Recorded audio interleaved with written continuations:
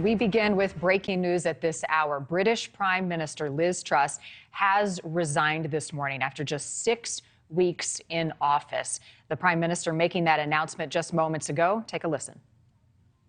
I came into office at a time of great economic and international instability. Families and businesses were worried about how to pay their bills. Putin's illegal war in Ukraine threatens the security of our whole continent, and our country has been held back for too long by low economic growth. I was elected by the Conservative Party with a mandate to change this. I recognise, though, given the situation, I cannot deliver the mandate on which I was elected by the Conservative Party. I have therefore spoken to His Majesty the King to notify him that I am resigning as leader of the Conservative Party. This is major news after vowing to remain in her role as Prime Minister, saying that she's not a quitter. Truss now becomes the shortest Prime Minister in Britain's history. Again, just 6 weeks. The resignation comes after a botched economic plan sent financial markets in the UK into a tailspin. Members of her own party calling for this resignation. She will remain in her role until a successor is announced. The question now is, who will that be? How long will it take? What's that process look like? And what is the impact of all of this on global markets? Truss took over as Prime Minister on September 6th, just 2 days before the death of Queen Elizabeth. After 2 weeks of national mourning, Truss unveiled that signature tax cut policy, which sent those markets spiraling. That was on September 23rd. That led to her firing the head of the Treasury, who was the architect behind that sweeping economic plan. And then that led to today's resignation. After a contentious vote in the House of Commons last night, some even saying bullying and manhandling was seen in Parliament. Joining us now with the very latest on this and reaction, history professor Alan Allport of Syracuse University. Alan, great to have you with us once again. You joined us when we were remembering the Queen. I don't think you or I expected that a few weeks later we'd be sitting here talking about the resignation of the current Prime Minister. First of all, your reaction. Well, it's extraordinary. In order to find a Prime Minister who has served a similar short length, you have to go all the way back to the Napoleonic Wars. Truss clearly came in at a difficult moment, and there were always questions from the very beginning about whether she was going to be able to serve out the full term of the government, which in theory will go on until February of 2024. But I don't think even the harshest critics imagined that she would be out after less than 50 days. And what happens now is a total mystery to anybody. One thing I can tell you is that if anybody assures you today that they know what's going to happen in the next couple of weeks, then they're not telling the truth, because we're really in uncharted political territory here. Right. Nobody really expected this to happen. But let's dissect it a little bit, Alan. A new election will happen within the party. What do we know about that process and how that would play out? Not much. Is the simple answer. Sir Graham Brady, who was the chair of the 1922 committee, which is responsible for handling elections within the Conservative Party, made a very brief statement this morning. He indicated that he wanted to hold an election that would be very short in duration. So he anticipated that he would get this resolved by no later, I think, than the end of the month, October 31st. Now, the process by which Liz Truss became the leader of the Conservative Party and also Prime Minister took over 2 months. And that was a rather long and drawn-out process that involved a first selection by MPs of a short list of 2 finalists, which then had to be voted on by ordinary members of the Conservative Party.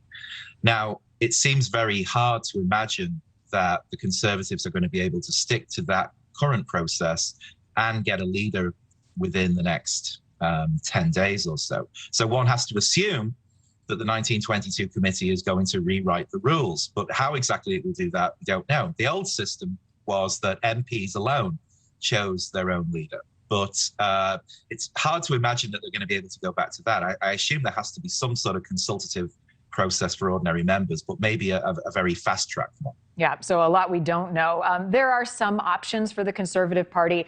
I was looking at reports this morning that even Boris Johnson's name is getting brought up. Yeah. What are the possible successors?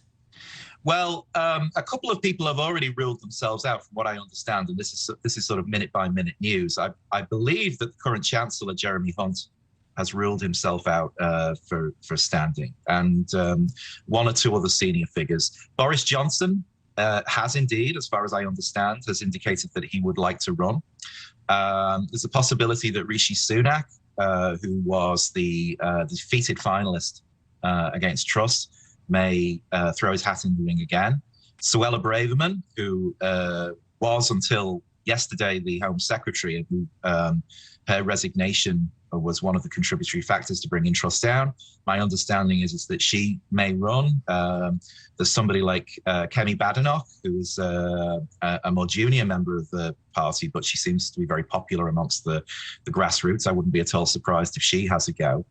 But who knows? The big question is going to be, can the Conservative Party really, with a straight face, bring in yet another leader without having a general election, without having the electorate of the whole country have some kind of say in this? There's certainly going to be an enormous amount of pressure to actually go to the country, as they say. Right. The question will be, can they dig themselves out of this hole that they're in? I want to talk about the economic plan that really started this firestorm in a moment. But I think that people here in the U.S. some may be wondering, why do I care? This is happening in the UK. We saw the markets kind of spiral out of control. Talk about the larger implications for the UK on the global scale financially, and also as our strongest ally. Well, the UK it's one of the major economic powers of the world. It has a permanent seat in the United Nations and Security Council. It's a nuclear power. All of these things mean that although Britain seems a slightly comical place right now, it nonetheless matters. It matters if the UK economy starts to totter. And one has to hope that whoever the new Prime Minister is can pull the United Kingdom out of what appears to be this sort of irreversible nosedive right now. And I think one thing one has to say about Truss is that this was never going to be easy, even under the best of circumstances. She became Prime Minister in the wake of the COVID pandemic and all of the effects of that. The Ukraine war has had a drastic effect on energy prices in the UK, which remains an extremely difficult problem to resolve. There's the ongoing inflation problem, which of course is a global phenomenon. And there is the fallout from Brexit in 2016, which has posed major economic and political problems for every administration since. So this was never going to be a straightforward job for anyone, although it has to be said that Truss almost seemed to have some kind of talent for being able to alienate people who were supposed to be her colleagues. So she took a difficult job already and made it many times worse. Yeah, well, let's talk about this tax policy, which was incredibly unpopular, to say the least. The economic plan spooked the financial markets. Inflation in the UK sitting above 10%. That's been happening for the last couple of months. It triggered pretty much an economic and political crisis. So I guess my question to you is, how were they so short-sighted and didn't see that this type of plan would have these ramifications? That's an excellent question, and I don't really have a very good answer for it, because you have to wonder in retrospect what on earth they were thinking. So Kwasi Kwarteng, who was the Chancellor who Truss initially appointed, came in on September 23rd, as you mentioned earlier, with this dramatic mini-budget. He was proposing to slash personal and corporate income taxes. This was a kind of libertarian dream budget to emphasize trickle-down economics, and the idea, at least, was to create a pro-growth economy. It is the kind of thing which had been proposed often on some of the more radical fringes of the Conservative Party for a long time. But the huge problem, not just the fact that there wasn't much preparation for this, political preparation, but they never explained how it was going to be costed. Truss, at the same time as she made all these proposals for cutting taxes, also indicated that she was going to introduce a major subsidy for energy prices, which would be popular but also very expensive. She also indicated that she would make no cuts to social services. So this is what spooked the markets. it seemed as though the only way that the government was going to be able to pay for this, at least in the short term, was by increasing the national debt enormously.